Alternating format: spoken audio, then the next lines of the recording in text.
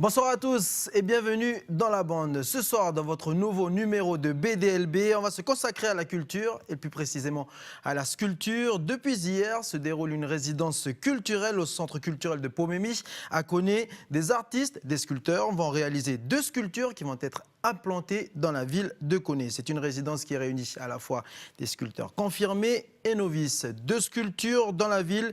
Quel est l'intérêt de cette opération? Les réponses avec notre invité, Fabien Poadja et Clémence Losseran. Voici la bande qui va m'accompagner ce soir. Mais d'abord, je vous propose de retrouver Antoine Reis pour une édition spéciale consacrée au Festival de l'image sous-marine. La 8e édition commence demain.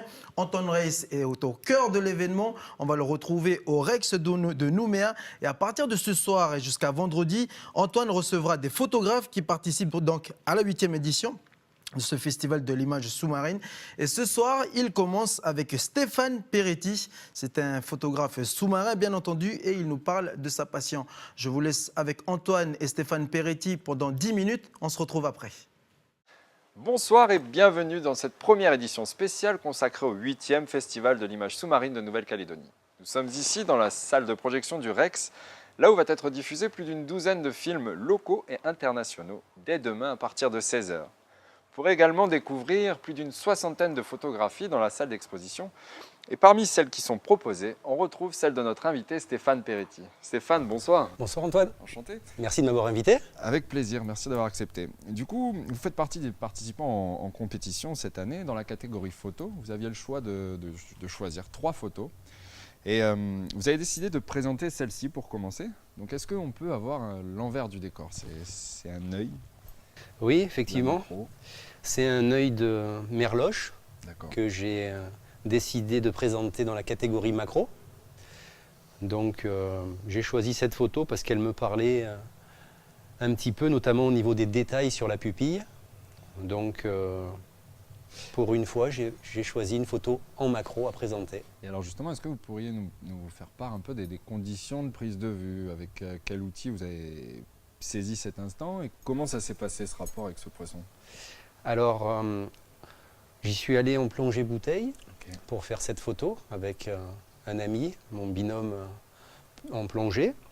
Et c'est un poisson qu'on a l'habitude de rencontrer sur cet endroit. Il vous est assez familier du coup? Il nous est assez familier dans la passe de Boulari, en face Nouméa. Donc c'est vrai que petit à petit, le poisson s'acclimate au plongeur, malgré qu'il n'y a pas de nourrissage particulier, etc. C'est juste une approche pacifiste, petit à petit, si bien qu'au bout d'un moment, avec une lentille macro, on peut vraiment s'approcher sans perturber l'animal. Quand on parle d'approche, vous êtes à combien de distance? Quelques centimètres du poisson. De l'œil, quoi. Tout à fait. D'une merloche d'1,50 m. Oui. Donc ça doit être quand même assez impressionnant. Enfin, ouais. Tout à fait, oui. C'est un poisson assez imposant et c'est assez prenant d'être juste à côté d'un poisson aussi calme, un animal sauvage. Donc c'est une rencontre toujours agréable, même si on a l'habitude de voir cet animal. Ok. En tout cas, magnifique photo. Et alors pour la deuxième photo, Stéphane, voilà, on est dans une autre ambiance. On est avec des platax, c'est ça? Vous pouvez nous parler un peu des conditions de l'envers du décor de cette photo? Oui, cette année, j'ai décidé de présenter une photo dans la nouvelle catégorie qui a été créée par le festival cette année, la catégorie noir et blanc. Et donc, ces platax, comme tu l'as signalé, ce sont des poissons assez communs en Calédonie. Et quelquefois, ils sont assez fuyants et quelquefois, ils sont assez curieux envers les plongeurs. Et notamment en apnée. D'accord, celle-ci a été prise en apnée. Ça a été une photo prise en apnée et sans les lâcher de bulles, ils sont parfois plus curieux des plongeurs. Et du coup, voilà, sur l'aiguille de Prony, j'ai pu faire quelques clichés, dont celui-là. On est profond là? On est autour d'une quinzaine de mètres à peu près. Ouais, donc il faut vraiment... C'est quoi l'idée? C'est de se faire tout petit, ne faire qu'un avec les éléments pour arriver à ce type de cadrage, de rapprochement des poissons? Alors, j'essaye d'être le plus calme possible, d'éviter les mouvements brusques, éviter les petits lâchers de bulles dans le masque ou qui s'échappent par la bouche. Et ça permet d'approcher plus facilement les poissons, notamment grâce à cette apnée. D'accord. Et alors Stéphane, le noir et blanc, c'est quelque chose que vous pratiquez souvent, c'est nouveau. Qu'est-ce qui vous plaît dans ces couleurs, dans ces ambiances? Alors c'est assez occasionnel. De temps en temps, je bascule de la couleur au noir et blanc pour voir si la photo me parle, si c'est intéressant. Et c'est vrai que je trouve que cette photo offre une ambiance assez calme. C'est vrai que quand je la regarde, je trouve qu'elle est assez apaisante. Et du coup, j'ai choisi cette photo dans la catégorie noir et blanc cette année. Ok. Stéphane, justement, revenons au festival. On aimerait savoir si c'est la première fois que vous y participez. Non, ça fait à peu près 6 à 7 ans que je participe au festival. Donc voilà, j'essaye chaque année de présenter quelque chose. Et vous avez réussi déjà à remporter un prix jusqu'ici? Oui, j'ai eu la chance en 2014 de remporter le premier prix photo. Donc ça m'a encore plus motivé et encore plus poussé à faire de la photo sous-marine. Alors justement, on aimerait en apprendre un peu plus sur votre passion. Et ça fait combien de temps que vous pratiquez la photographie sous-marine?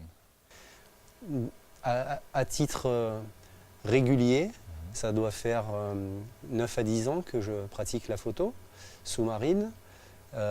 Et au fur et à mesure, je me suis équipé de matériel un peu plus performant.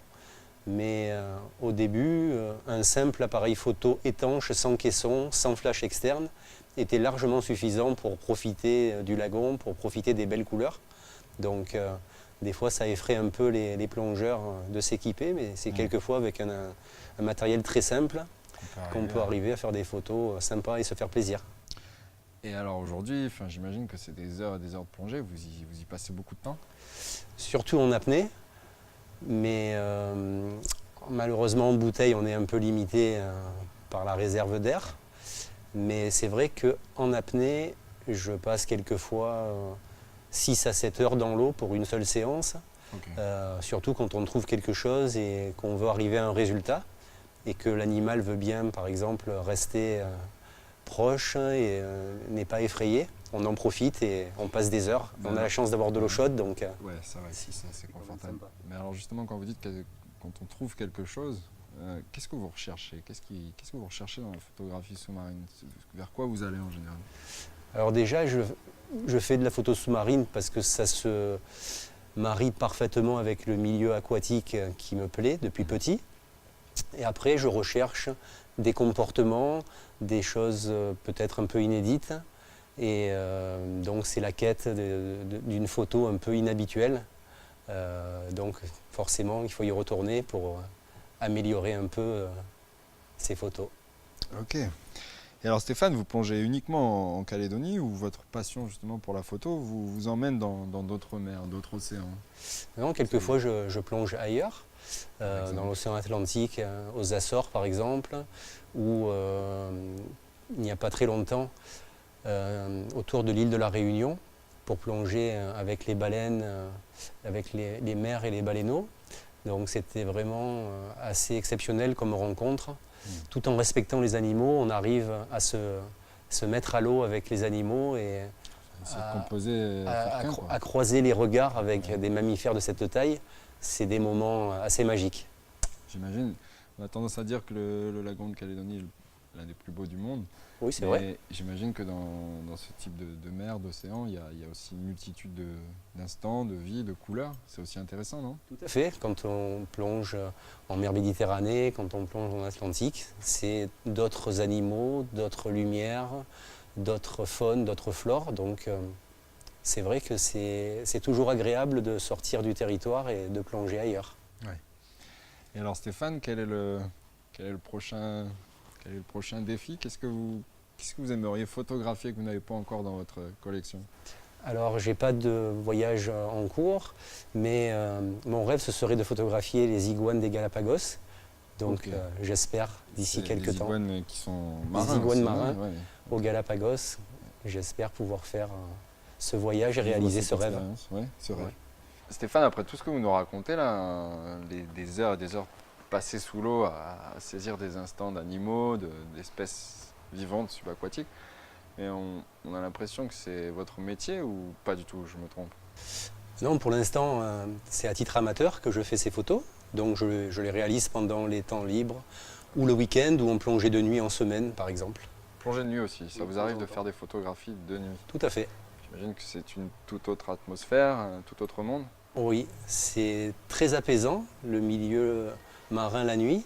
Donc de temps en temps, j'apprécie vraiment de faire ce genre de sortie. Et puis c'est des animaux différents aussi, c'est des Il y a- ambiances. il y a des animaux effectivement qu'on rencontre la nuit, qu'on n'a pas l'habitude de rencontrer la journée.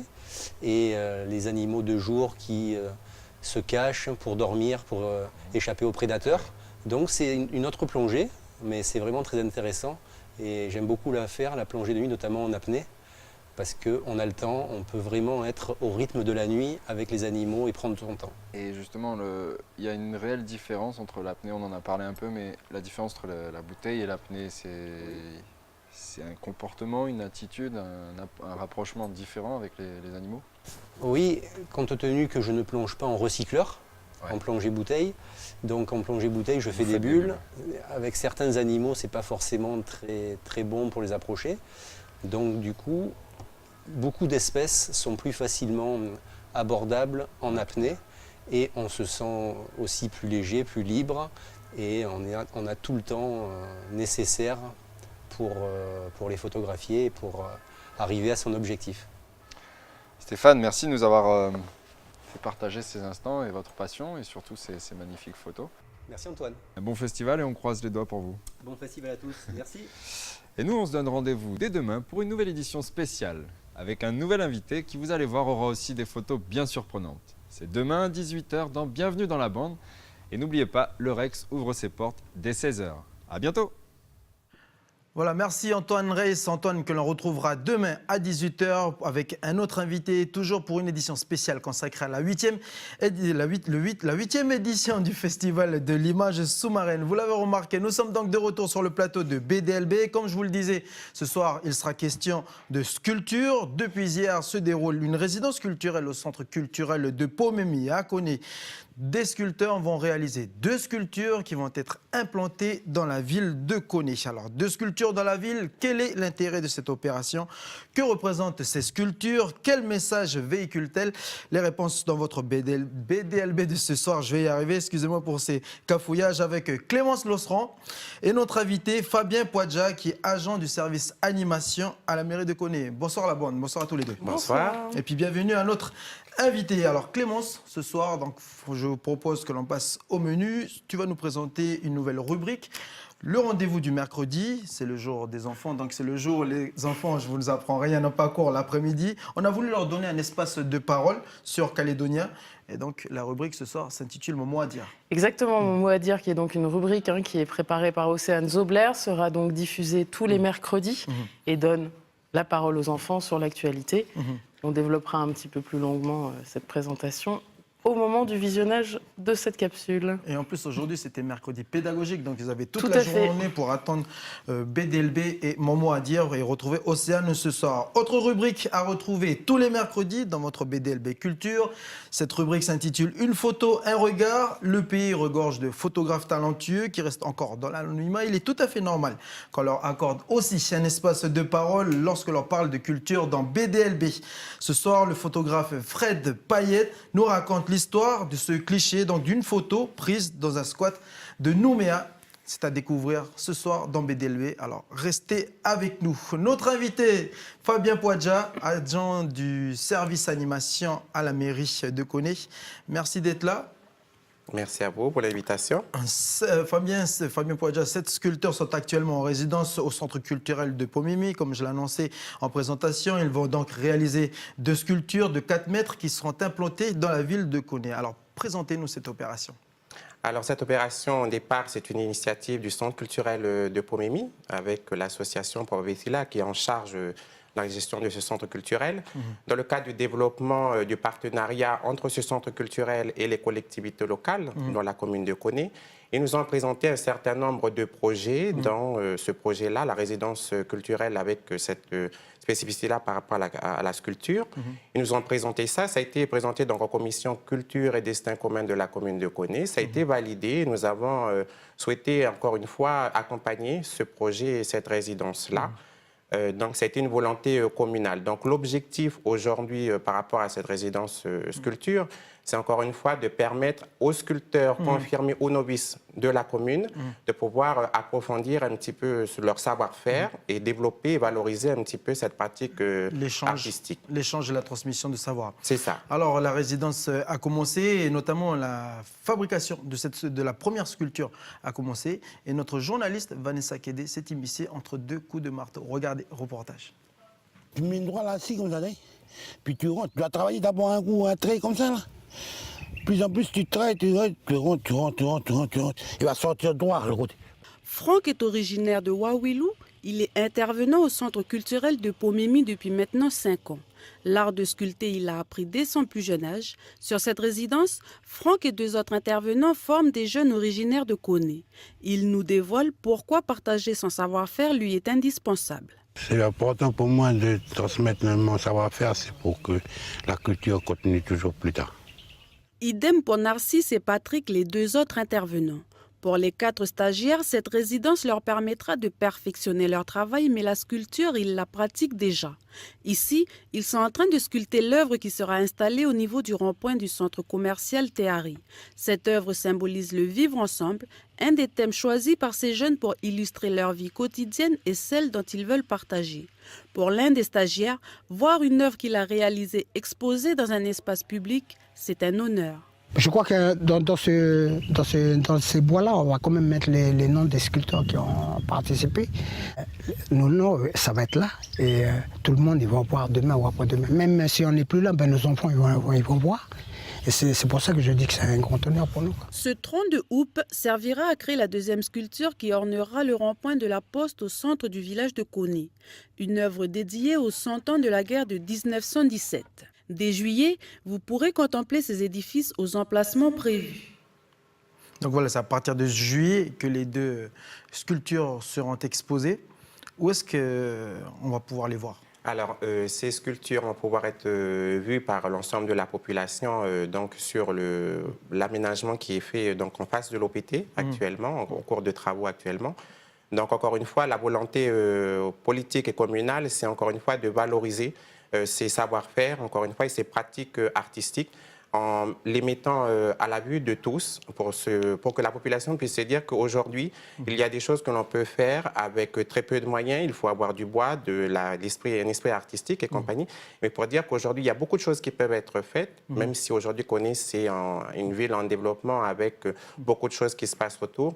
Ces choses-là, aujourd'hui, qui sont culturelles et qui nous appartiennent aujourd'hui, peuvent être faites et présentées à l'ensemble de la population.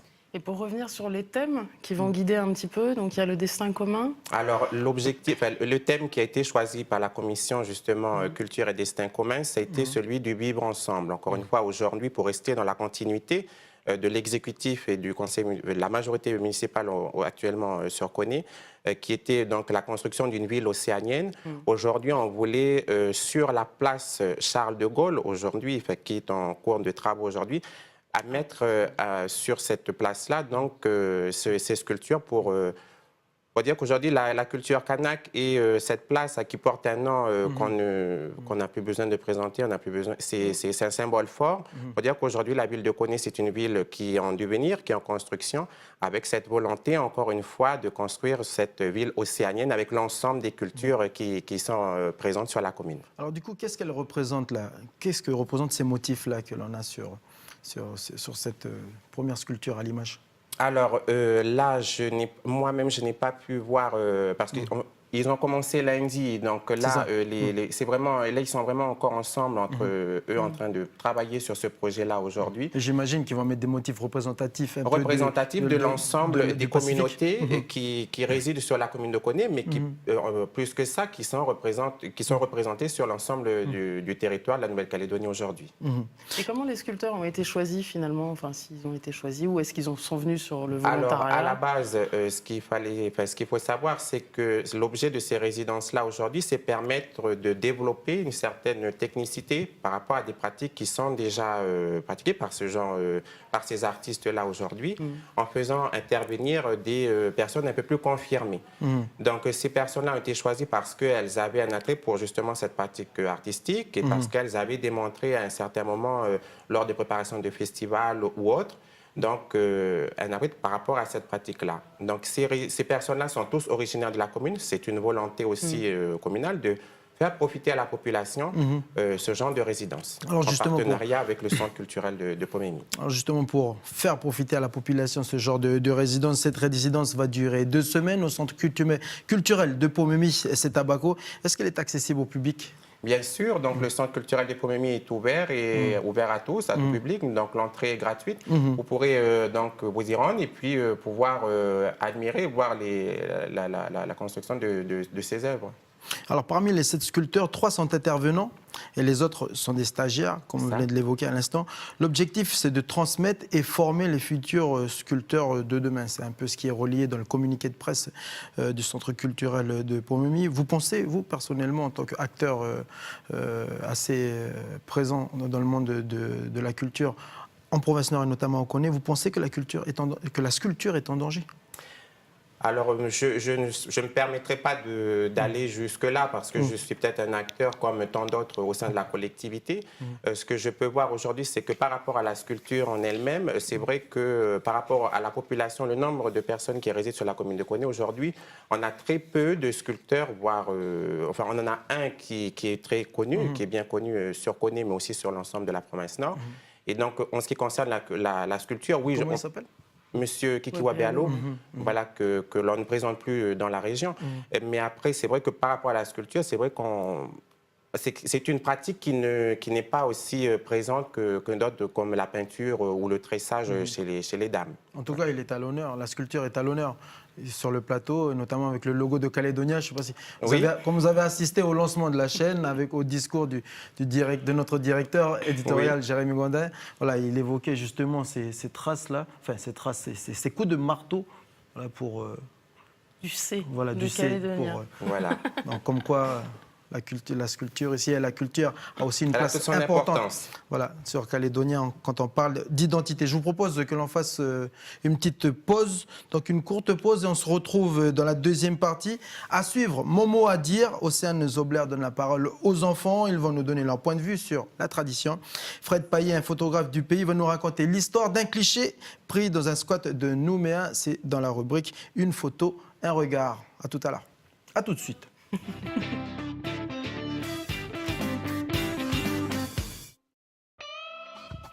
Retrouvez Entre Terre et Mer dès samedi à 19h20. Ils sont 5 à participer à la finale du championnat de Nouvelle-Calédonie d'image sous-marine. À la clé, une place en finale pour le championnat de France. Bataille de clichés, c'est dès samedi à 19h20 sur Entre Terre et Mer.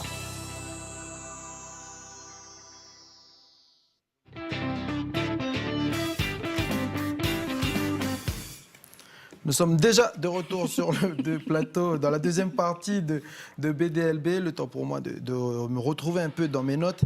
Donc ce soir, Clémence, tu vas nous présenter une nouvelle rubrique, le rendez-vous du mercredi, le jour des enfants. Et en plus, aujourd'hui, c'était journée pédagogique. Nous avons voulu leur donner un espace de parole sur Calédonia avec une rubrique qui s'intitule « Mon mot à dire ». Voilà, tout à fait. Donc, qui a été préparée par Océane Zobler, qui sera d'ailleurs de retour avec nous dans la bande la semaine prochaine. Et l'idée, en fait, c'était un petit peu de donner la parole à des enfants de 9 à 12 ans et qu'ils aient un petit peu leur mot à dire sur l'actualité. Donc le concept est simple, il y a un panier tressé dans lequel des mots sont brassés. On trouve des thèmes très différents, comme la pêche illégale, les dépotoirs, le rodéo ou l'eau, pour donner quelques exemples. Et donc effectivement, ces thèmes sont proposés à la discussion. L'idée, c'est un petit peu effectivement que les enfants aient cet espace de parole et puis que le public aussi, à travers leurs paroles, voit un petit peu le pays différemment. Donc je vous en dis pas plus, mais je vous propose de découvrir tout de suite un premier numéro de Mon mot à dire. Et on file au collège de Paille-en-Boué, retrouver Wanapa qui nous parle de tradition. Pour Mon mot à dire aujourd'hui, on reçoit Wanapa. Ça va Wanapa? Oui, ça va. Alors, tu as envie de dire un petit peu quelque chose avec nous aujourd'hui? Oui. Alors je t'invite à avoir ton mot à dire et pour ça, il faut que tu pioches un mot dans ce panier. D'accord. Qu'est-ce que c'est? Tradition. Tradition. Alors pour toi, qu'est-ce que ça veut dire, tradition? Tradition, c'est un peu propre à chaque région. On a tous des traditions. Par exemple, qu'est-ce que c'est, toi, tes traditions? Nous, on fait la coutume. En fait, ils s'échangent de l'igname ou du riz ou du sucre, tout ça, pour montrer que c'est important. Parce que tu rentres chez des gens, peut-être que tu vas rester chez eux, tout ça. Et pour toi, c'est important dans quel sens? Ça représente quoi? C'est les vieux qui nous ont appris, nos ancêtres. Ils ont fait ça pour qu'on soit respectueux les uns les autres. Et pour toi, c'est important de garder ces traditions? Parce qu'aujourd'hui, on baigne dans tout ce qui est moderne, avec la technologie et tout ça. Est-ce que c'est important quand même de garder toutes ces valeurs pour toi? Oui, moi je trouve que c'est important. C'est les vieux. Les vieux, ils ont fait ça pour nous, pour qu'on soit bien, pour qu'on ait des bons établissements, de bonnes choses, qu'on mange à notre faim. Parce qu'avant, ils ne mangeaient pas forcément à leur faim, ils ont travaillé, ils ont fait tout ça pour qu'on soit bien. Tes parents, ils viennent d'où? Ma mère, elle vient de Lifou, et puis mon père, il est né là, mais ses ancêtres, ils viennent de Wallis. D'accord, ok. Et du coup, tu pratiques plus les traditions mélanésiennes ou wallisiennes? Comment ça se passe? Un peu des deux, parce que c'est pas forcément les mêmes choses, mais dans ces deux choses, on a toujours la coutume, on a toujours le respect. Après, ça change selon les endroits, tout ça. Selon les dieux qu'on suit, par exemple, les musulmans ou je sais pas. Donc pour toi, peu importe notre origine, voilà, c'est toujours un petit peu les mêmes traditions. Moi, je pense que un peu partout, ils font pas forcément la coutume, mais ils ont du respect pour ce qui a été fait, tout ça. Et toi, si tu as des enfants, tu vas continuer à transmettre ces traditions-là? Oui, parce que mes parents ils m'ont transmis que quand tu vas chez des gens, faut toujours apporter ne serait-ce qu'un bol de riz ou je sais pas, des bananes, l'igname, tout ça. Mais je te remercie en tout cas d'avoir eu ton mot à dire aujourd'hui avec nous. Merci. Voilà mon mot à dire, présenté par Océane Zobler et réalisé par Audrey Saringat, que l'on salue au passage, Audrey qui est dans la régie. Une petite réaction sur ce petit mot là qu'elle vient de nous dire par rapport à la tradition. Une très bonne initiative déjà par rapport à cette rubrique qui va nous donner encore une fois l'opportunité de pouvoir comprendre la perception des jeunes par rapport à des mots que l'on utilise tous les jours, mais dont on n'a pas forcément la même définition, la même perception que ces jeunes-là aujourd'hui par rapport au mot qui a été choisi, la tradition. Aujourd'hui, c'est encore une fois par rapport à son métissage, ce sont des choses qui vont ensemble et qu'elle nous partage là, et je partage ce qu'elle vient de dire. Autre rendez-vous, Fabien Poidja, autre rubrique à retrouver tous les mercredis dans votre BDLB Culture. Une photo, un regard, comme je vous le disais, le pays regorge de photographes talentueux qui restent encore dans l'anonymat.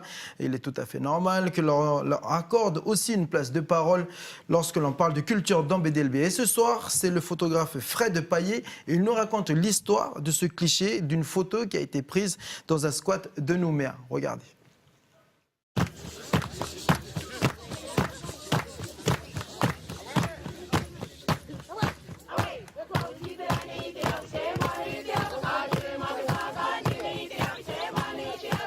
Alors là, c'est une photo que j'ai réalisée pour l'association SOS Logement. On a été surtout dans les squats et un peu partout dans Nouméa. Et donc j'ai rencontré ce personnage. Ça a été un peu délicat en fait au départ parce qu'il ne voulait pas trop se faire prendre en photo. On a parlé, on a parlementé, il ne voulait toujours pas. Après on a discuté sur autre chose, j'ai dit ok, on va pas faire la photo, il n'y a pas de problème. Et puis on est parti sur le foot.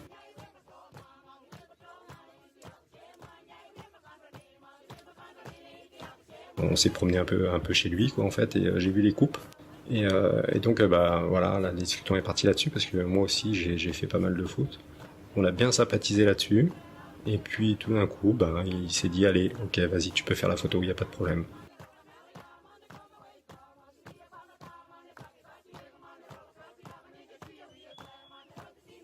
comme il était assis à ce moment-là, à cet endroit-là, j'ai dit bah attends, bouge pas, franchement bouge pas, c'est top ici. J'ai été chercher mon éclairage, je l'ai déposé en fait sur le côté pour avoir un éclairage latéral qui est beaucoup plus sympa parce qu'en fait ça donne des ombres un peu sur le côté du visage.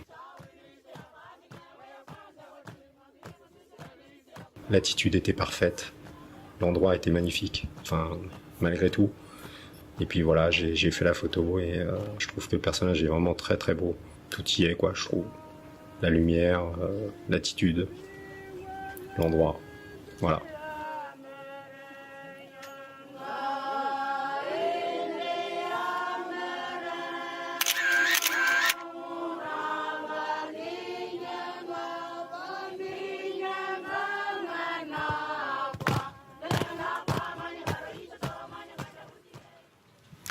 Voilà une rubrique réalisée par Théo Roubi et Claude Baudemoulin à retrouver tous les mercredis dans BDLB. Nous sommes le mercredi et je ne vais pas cesser de le répéter, le jour pour vous de faire votre programme de sortie culturelle pour le week-end. Clémence a 2 rendez-vous à vous proposer. C'est la rubrique C'est calé. Tout de suite, jingle.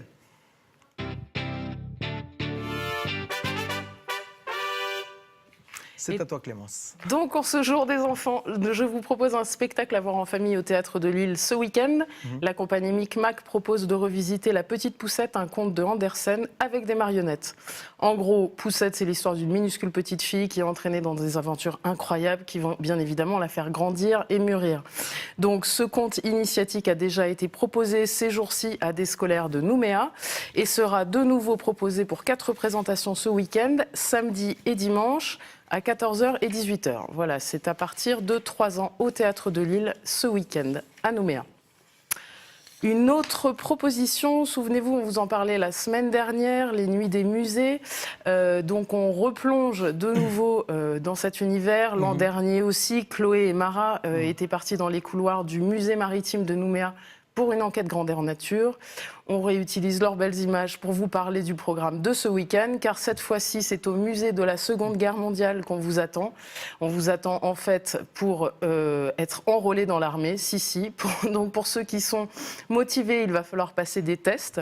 Au programme donc des épreuves physiques, de l'endurance, de l'agilité, de la logique, tout ça bien sûr pour affronter l'ennemi. Donc la tenue de sport ou de combat est bien sûr conseillée pour un parcours de 45 minutes. Et donc ce sera proposé samedi à 18h, 19h, 20h et 21h au musée de la Seconde Guerre mondiale à Nouméa. Plutôt marionnette, musée de la Seconde Guerre mondiale ou festival de l'image sous-marine? Parce que vous avez aussi le festival de l'image sous-marine avec de belles photos. Voilà, qui est une très belle initiative, encore une fois, qui nous permet encore une fois de plonger dans les profondeurs de nos lagons et puis nous interpeller aussi sur la protection donc de ce si beau lagon placé au patrimoine mondial de l'UNESCO et nous rappeler que c'est un travail quotidien, encore une fois. Et donc c'est une très belle initiative et j'irai bien voir cette présentation et cette exposition. Vous ferez marionnette et festival de l'image sous-marine. Et festival. Le rendez-vous est pris. Merci Fabien Poidja, merci d'avoir accepté l'invitation. Et puis bon courage pour cette résidence. Et puis on attend maintenant les 2 sculptures lorsqu'elles vont être implantées dans la ville de Koné. Clémence, merci. Merci. Et on se retrouve demain pour un autre numéro de BDLB. On se retrouve demain, juste un petit à vous rappeler le programme de ce soir. Ne manquez pas à 20h l'émission politique, le grand entretien. Ne bouge pas, petite oreillette. Le grand entretien qui reste dans la continuité de l'émission Au cœur de la politique. Et ce soir, Jenny Briffa reçoit Philippe Gomez, le député sortant de la 2e circonscription. C'est à 20h sur Calédonia. Bonne soirée à tous et à demain.